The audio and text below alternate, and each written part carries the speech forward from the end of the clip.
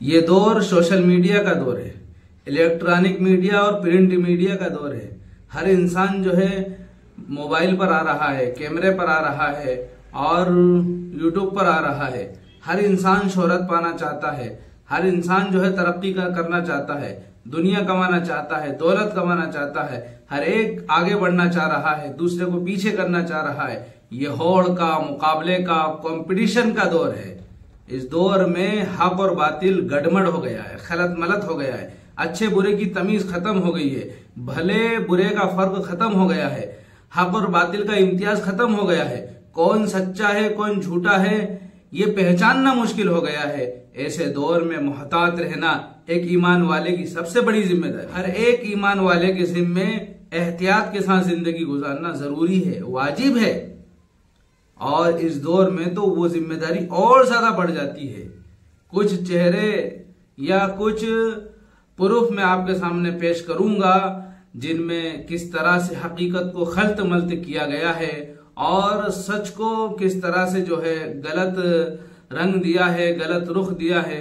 ऐसे में हम लोगों की बहुत बड़ी जिम्मेदारी बनती है कि हम अगर मुसलमान हैं, ईमान वाले हैं, तो सच्चाई का सपोर्ट करें, सच्चाई का साथ दें और सच्चाई को प्रमोट करें। लेकिन हमारे सीधे साधे भोले भाले मुसलमान वो नहीं जानते, तो वो नासमझी में, अनजाने में गलत लोगों को आगे बढ़ा देते हैं, तरक्की दे देते हैं। सोशल मीडिया पर इस वक्त बहुत सारे चैनल्स ऐसे हैं जो गलत खबरें फैला रहे हैं, जो झूठ फैला रहे हैं और वो मालूमात नहीं रखते, उनके पास सही एजुकेशन नहीं है।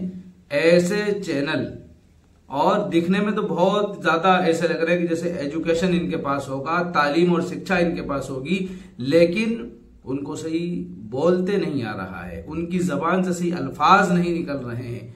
वो लबनान को लुबनान पढ़ रहे हैं, वो लिबनान पढ़ रहे हैं, उनको सही बोलने का तरीका नहीं, मतलब सही तलफ्फुज उनका नहीं है, उनका तलफ्फुज सही नहीं है, प्रोनाउंसिएशन उनका सही नहीं है। उसके बाद वो बहुत ज्यादा फेमस होते चले जा रहे हैं और सीधे साधे लोगों का सपोर्ट उनको मिलता जा रहा है और वो दो चार जुमले गुस्से में कह देते हैं और इससे लोग इमोशनल हो जाते हैं और उनको जो है आगे बढ़ा देते हैं और उनको तरक्की दे देते हैं। यकीनन इज्जत और जिल्लत अल्लाह के हाथ में है, लेकिन मेरे बुजुर्गों, ये दुनिया इम्तिहान की जगह है। यहाँ पर कभी हक बात को फैलाकर हक बात के जरिए इम्तिहान लिया जाता है, कभी झूठ को फैलाकर झूठ के जरिए इम्तिहान लिया जाता है।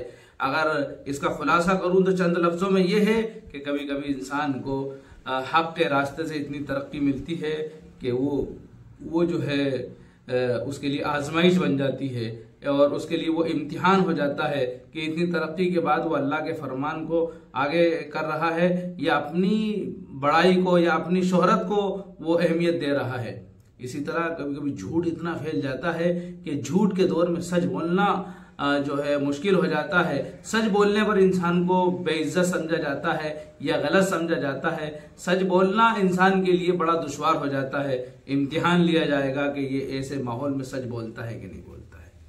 तो मेरे बुजुर्गों, मैं अभी इसकी तशरीह नहीं कर रहा हूं, मैं बताना चाह रहा हूं कि सोशल मीडिया पर बहुत ज्यादा खल्त मल्त हो चुका है सच और झूठ का, और इसमें हमारे दीनदार लोग भी शामिल हो गए हैं।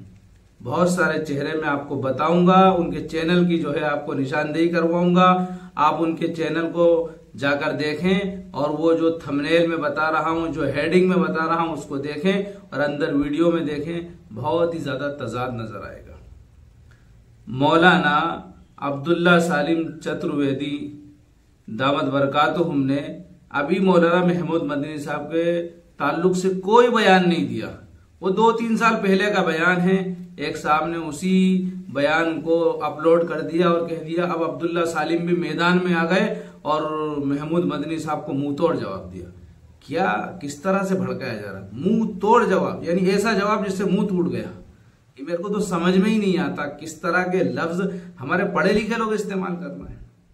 इसी तरह जाकिर नायक साहब ने तारिक मसूद साहब की गुस्ताखी पर तारिक मसूद साहब को ऐसा जवाब दिया कि बोलती बंद कर दी, जबकि जाकिर नायक साहब का इस तरह का कोई बयान ही नहीं आया है उनके ऊपर। अब आ गया हो तो पता नहीं, लेकिन अगर बयान आया भी होगा तो इस तरह मुंह तोड़ और बोलती बंद कर दी, ऐसा नहीं होगा भाई। वो बहुत संजीदा और समझदार लोग हैं, वो ऐसे जाहिलाना रवैये इस्तेमाल नहीं करते हैं। उनकी जबान में और उनके रवैयों में बड़ी सादगी होती है, बड़ा एक लुभा देने वाला तरीका और अंदाज होता है। उनसे सीखना चाहिए लोगों को कुछ। बहरहाल ऐसे बहुत सारे लोग हैं जिन्होंने हकीकत को खल्त मल्त करके पेश किया है। वो सारी चीजें मैं आपके सामने पेश कर रहा हूं और उम्मीद करता हूं कि आप सारी चीजों को बगौर सुनेंगे और देखेंगे और आइंदा ऐसे लोगों के बयानात से या ऐसे लोगों के चैनलों पर जाने से बचेंगे। ऐसे लोगों के चैनल पर जाने से बचेंगे तो ही मेरे बुजुर्गों हम हक पर कायम रह सकते हैं। और मैंने जैसे बताया, सच और झूठ को पहचानना मुश्किल हो गया है। वजह यह है कि दुनिया मकसद बन गया है। हर इंसान शोहरत चाह रहा है, दौलत चाह रहा है और मतलब परस्ती कहीं ना कहीं इसमें दाखिल है। तो इस वजह से जो है हमें हक का साथ देना चाहिए, हक की आवाज बुलंद करना चाहिए। ये सब आप देखिए, उसके बाद इंशाल्लाह फिर आपसे गुफ्तगू करते हैं और आपसे दरखास्त करते हैं कि हमारे चैनल को सब्सक्राइब करें, हमारी वीडियोस को शेयर करें और हक की आवाज बुलंद करने में हमारा साथ दें। नाज़रीन, आप अच्छी तरह देख सकते हैं कि जितने भी थंबनेल मैंने लगाए हैं ये सब झूठ पर मबनी हैं। थंबनेल में कुछ लिखा हुआ है, वीडियो के अंदर कुछ है। इन वीडियो को आप देख सकते हैं, नाम लिखा हुआ है, उसको सर्च करके आप जा सकते हैं और सारे यूट्यूबर्स की वीडियो को आप देख सकते हैं। नामी गिरामी यूट्यूबर हैं लेकिन झूठ फैला रहे हैं। थंबनेल में कुछ लिखा हुआ है, अंदर वीडियो में कुछ और है। इसी तरह 6 महीने पहले का वीडियो है जो गुस्ताख रसूल के ऊपर था, किसी और के ऊपर था, उसको मुफ्ती तारिक मसूद साहब के साथ फिट किया गया है। इस तरह के बहुत सारे यूट्यूबर्स हैं जो झूठ को फैला रहे हैं और किसी ना किसी तरीके से वो फेमस होना चाहते हैं या अपने चैनल को आगे बढ़ाना चाहते हैं। और हकीकत ये है कि वो झूठ फैला रहे हैं, गलत बातें फैला रहे हैं। इसलिए होश के नाखून लीजिए, सीधे सच्चे लोगों से जुड़िए और हक़ की आवाज़ जो लोग बुलंद कर रहे हैं उनका साथ दीजिए और जो लोग झूठ को फैला रहे हैं उनका बायकाट कीजिए। ये कुछ थंबनेल मैंने लगाए हैं। इस थंबनेल के ऊपर एक वीडियो मैं बना चुका हूं जो तकरीबन 18 मिनट की है, वो डिस्क्रिप्शन में मैं डाल देता हूं, उसको भी आप देख सकते हैं। उसमें मैंने वजाहत के साथ बताया है। एक वीडियो और बनाऊंगा इसी में की जिसमें पूरी तहकीक और तफ्सील आपके सामने पेश करूंगा इंशाअल्लाह। और दुआ करें अल्लाह ताला से, अल्लाह ताला इस मेहनत को कबूल फरमाए। आमीन। वमा अलैना इल्लल बलाग।